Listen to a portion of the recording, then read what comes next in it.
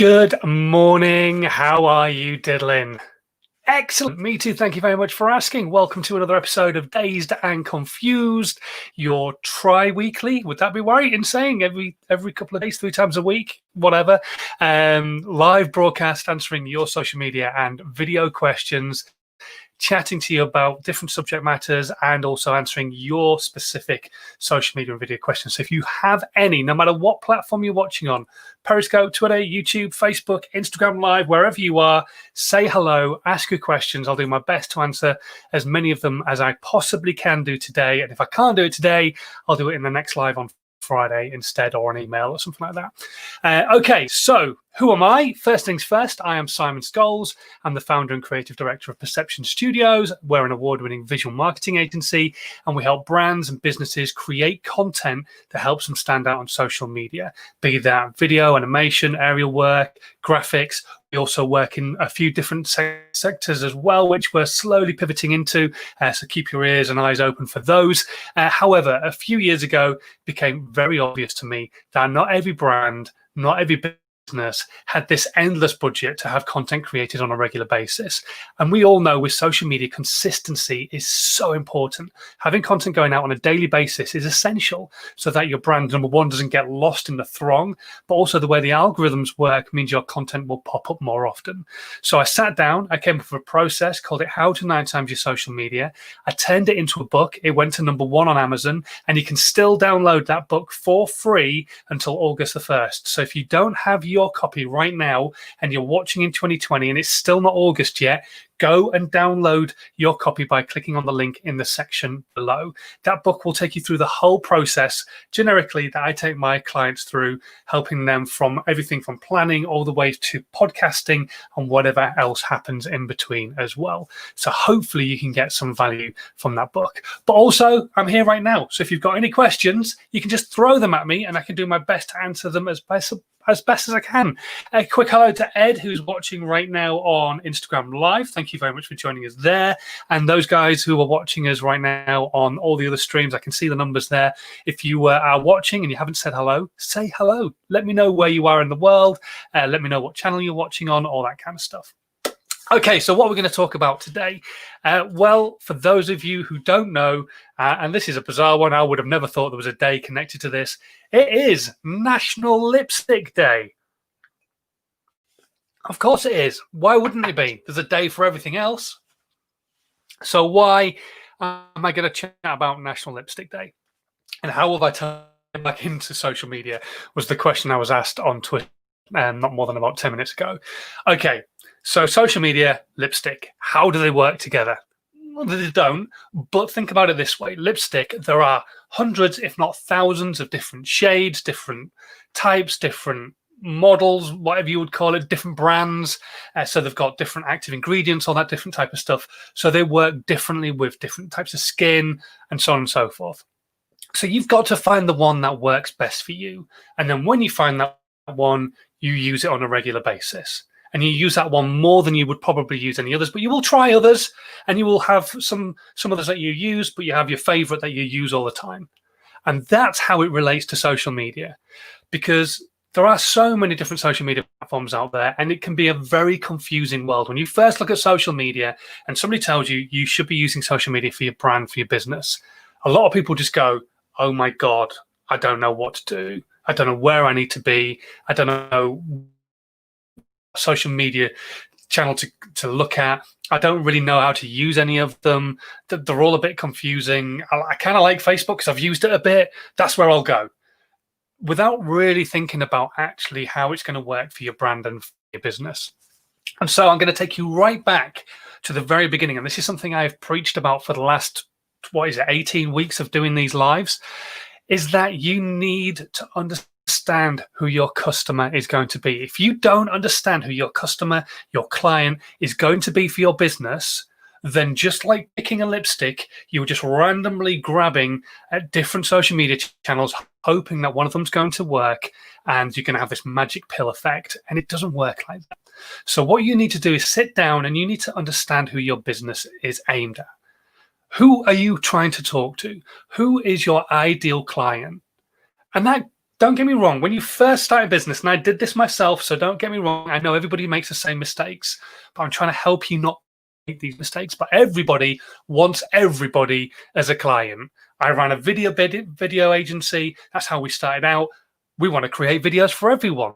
Of course we do.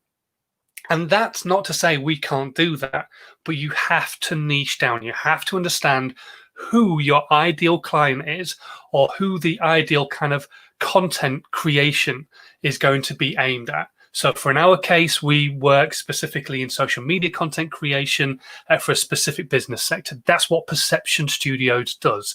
Me as an individual, I create content and help people understand the content mindset for smaller businesses, specifically mindset and life coaches, but everybody can get value from what it is I've got to say. So you need to sit down and understand who your avatar is. Who is your ideal client? Because until you understand that, you cannot then start looking at the multitude of different shades of lipstick, the multitude of different social media channels that are available to you to use for your brand and for your business. Because if you don't know who your client is, then you can't know where they're hanging out. You've got to put in the hard work. And running a business, nobody ever said it was easy. Nobody ever said it was going to be a walk in the park for you. You've got to put in the hard work. Nobody said, right, okay, you're going to start a t-shirt company, a t-shirt brand. You're going to design some great t-shirts. You're going to get them printed. And then what you're going to do is you're going to put out one tweet and everybody's going to want to buy what you've got to sell because it's just the best. It's just the dog's bone. It doesn't work like that. Social media doesn't work like that. Business doesn't work like that. And if that's the mindset you're in, you've got to get yourself out of that mindset. It's going to be hard work. It's going to take time.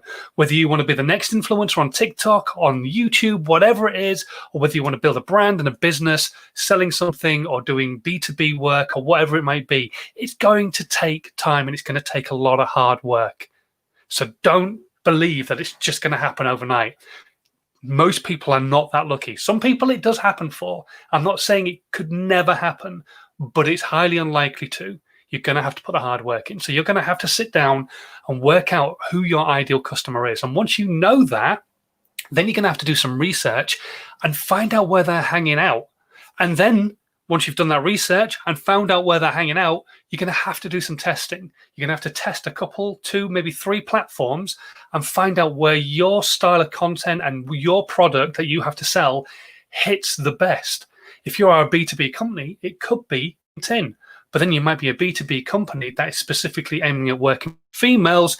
Okay, well, in that case, it could be Instagram or Pinterest. You've got to do that research. You've got to find out where they're hanging out, and you've got to do some testing. It's called A/B testing. This is what's called growth hacking. You need to sit down, understand who your audience is, understand where they're hanging out, and then do some testing. And then once you've done that testing, you look back at the analytics and you say, okay, that's cool. This is where they're hanging out. This is the best platform for me. Right, now I need to put 70 to 80% of my effort into that one platform. But just like the other lipsticks on National Lipstick Day, just like the other shades of lipstick that you use now and again, you still need to use the other social media platforms now and again as well, because you're going to remove an element of friction. Yes, you know your audience is hanging out there, but you need to still put content out on those other 2 channels where they're hanging out and everywhere else as well, so that you know you're removing that level of friction for those people who want to consume content on other channels. So don't just automatically assume, right, okay, well, I've used Facebook, that's what I'm going to use, because that might not be where your audience is. It also could be. But without some research and understanding, you're not going to know where your audience is. You're not going to be able to put content out where they're hanging out. So you've got to go through these stages. Even if you are long drawn into business, you've been going for years, and you've never done this, it is time to do it now, because it will help you not only understand your business better, it will help you understand where your audience is hanging out and potentially bring you more customers because you know where they're hanging out now. It'll help you create content specifically targeted at them, rather than writing an article or putting a video out that is aimed at Bob who's 57 and you're aiming at Amy who's 25. But Bob who's 57 is getting the content and he's consuming it, but he doesn't want your product. And Amy who's 25 is going, well, that's written for a bloke who's 57 and I really don't get it. And so sod that, I'll go over here who's written at me. So it just helps you massively all the way through the process of social media content Not only that, once you know where they're hanging out and once you know who they are, you can start planning your content. You can start putting that plan into place, understanding how much content you're going to be creating, what months you're going to be creating certain content in, what you're going to be talking about when and where. It just makes life so much easier. So if you've never done this, take it back right now and start understanding who your avatar is. And for a lot of people during the current lockdown situation that we've been in, their avatar has changed dramatically because they were specifically face-to-face customer, doing a specific type of thing, and then they've had to go, right, okay, well, I can't do that anymore because I can't get face-to-face anymore. What can I do for those people? That might mean pivoting the business ever so slightly. Or what can I do for this segment of people rather than that segment, because they're not interested in what I've got to do anymore. I've got to start aiming at these people. So if you sit down now and do it, you'll understand better where your business is going to be aiming for the next, let's say, be honest, it could be for the end of time, but probably for the next 6 months at least. So sit down, understand who that avatar is. Then you can understand which shade of lipstick you need to be using the most, which social media channel you need to be hitting the hardest, and then what other shades you could use are the other social media channels that are there for you to help remove friction. So if your audience is on LinkedIn, 70 to 80% of your effort goes on there, and then you spread yourself across TikTok and Instagram and Snapchat and Facebook and everywhere else that people could be, Twitter, Byte, all sorts of different places. Trust me, there's a lot of social media channels out there, but you need to understand where your audience is hanging out first and then go from there. Okay, right, I think I preached enough there. I think you can probably take some value from that. Well, I hope you can anyway. If you've got any questions at all about what I've just spoken about or about social media, about video, drop them into the comments on the channel you're watching on. I'll do my best to answer them. Quick hello to Inner Circle Catering, who's joined us on Instagram. Also, let's have a look. Ed McIntyre, the man who sold a course for £1,000 told me that running a business was easy after I took his course. Oh, what a con man. There are so many people out there who will sell you the dream, and they're so good at doing it. They're so good at doing it. I'm not going to call names out because that's not for me to do, but there are so many people out there whose Facebook ads will pop up in your stream, whose pre-roll ads will pop up on your YouTube because you've been consuming certain content, and they sell you the dream, and they do it so well. There is no dream. Social media isn't a magic pill. It will not cure all of your ills. It will help you build a brand. It will help you build a business over time. And then you've got to do the sales and everything else to keep the business ticking along and making money while you're still consistently putting out value. And then you've got to put money out there as well behind content that you have created for you that will help draw customers in. Because what they'll do is they'll see that piece of content, look at other stuff you've done, go, right, this guy gives loads of value, this girl gives loads of value, brilliant, excellent, I'm going to use them as my go-to, and then they use you as a business. But yeah, just concentrate on understanding which shade of lipstick you want to use on lipstick day. That's how I tied lipstick into social media. I think I did pretty good there with that. Do you not? I don't know. Okay, so let's have a look here. Ed is asking, what's happening with TikTok, Simon? I don't know. What is happening with TikTok? How do you mean? Let me know in the comments. I'll go to the first question and then I'll come back to that. Okay, so the first question comes from Helen. And Helen is asking, what's the most common mistake people do on social media for businesses? The most common mistake, there's two. Most common mistakes I see. Number one, they're not posting often enough. Consistency. I go on about that all the time. The second major issue that I see a lot of is people selling straight away. There is no level of building a connection between you and your audience. None whatsoever. And don't get me wrong, I know people can find content whenever, whatever period of time you are within creating content. So you could have been doing value for 4 weeks and then dropped in one piece of sales content and go back to value for 4 weeks. That's fine. This is a lot of brands who are constantly selling. There is no level of value there. There is no level of removing the pain for their audience. For me, I know a lot of brands, a lot of businesses struggle with understanding what to do with social media and specifically video. So I help them with that process. I help them understand what they can do themselves for free, so that hopefully at some point further down the line, when they do have money coming in and want some help with some campaign creative, they'll come to us as an agency to help them create that. If they don't, that's fine. At least I've still helped them with the value that I've given. But so many businesses and brands make that mistake of just diving straight in and just going in for the kiss without even knowing the person. You've got to build that level of connection with you and the audience. What was it Gary Vaynerchuk wrote a book called? Jab, jab, jab, right hook. You've got to give, and then you ask. So you've got to give a little bit of yourself over and over again, and then eventually you drop in and ask. But then you go back to giving. And then eventually you drop in and ask. And then you go back to giving. You don't constantly ask. Oh, by the way, here's that. Ask, here's this. Because it just puts people off. People don't want to be sold at, especially now when we are bombarded with sales messages across social media, across every platform on social media, across every newspaper, across every radio station. We are bombarded with messages telling people to buy their certain products. It just puts us off.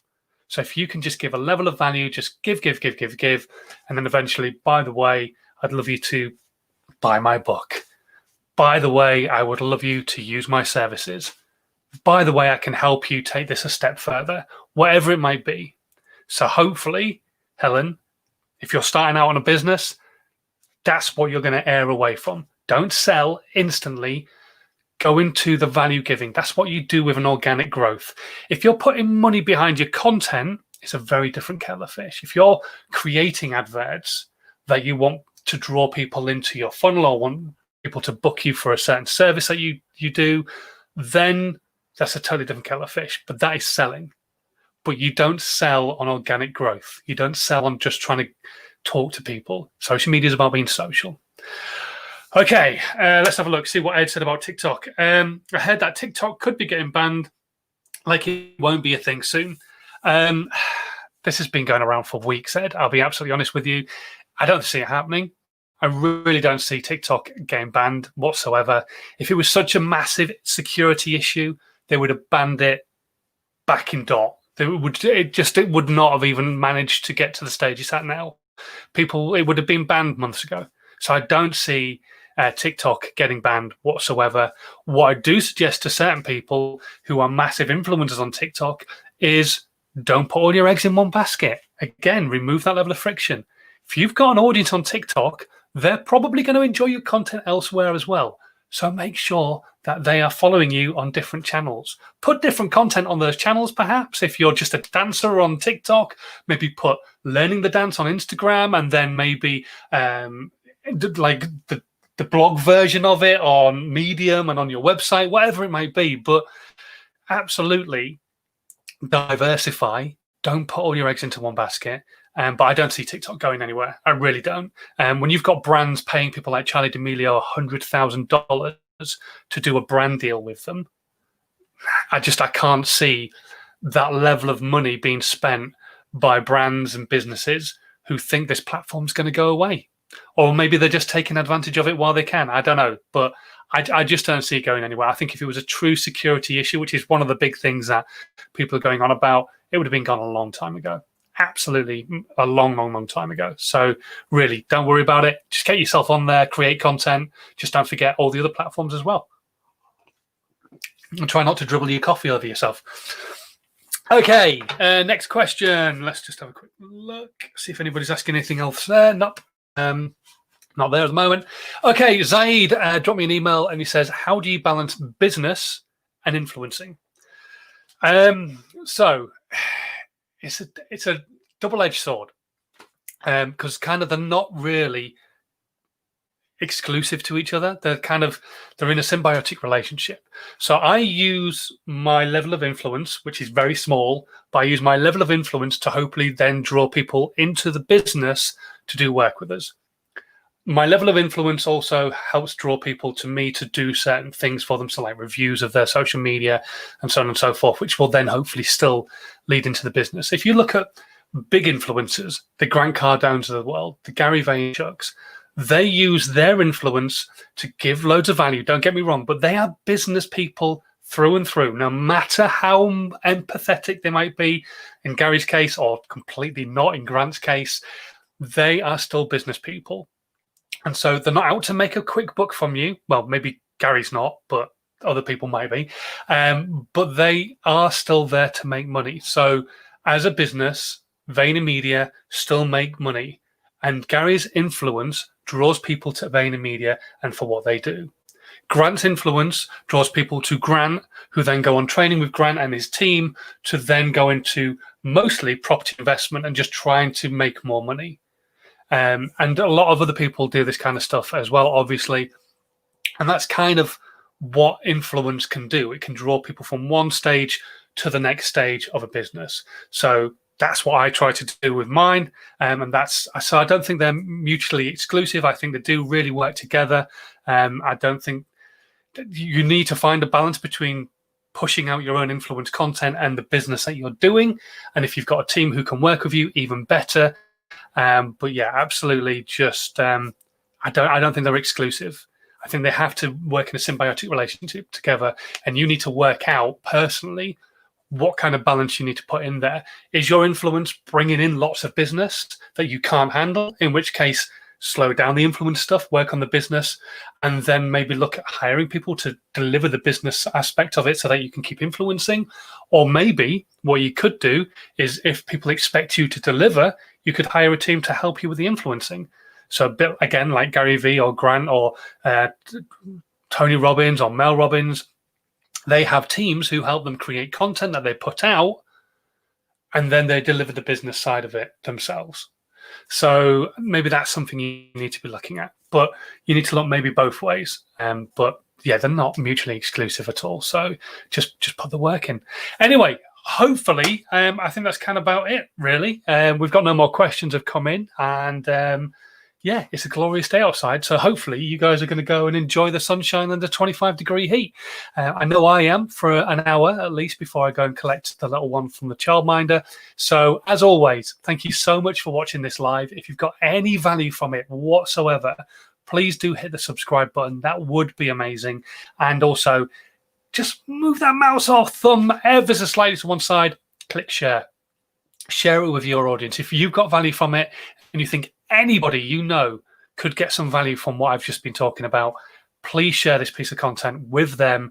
Let them know all about it. Let's keep growing the community, getting more and more people watching, getting more and more questions coming in so that we can help more and more people. That's what this is all about. So then, anyway, I'm going to shoot off. Thanks for watching. I will see you on Friday around about 11:30ish. Depends on nap time. But until then, stay safe and have a great rest of your Wednesday and an awesome Thursday as well. See you soon. Bye.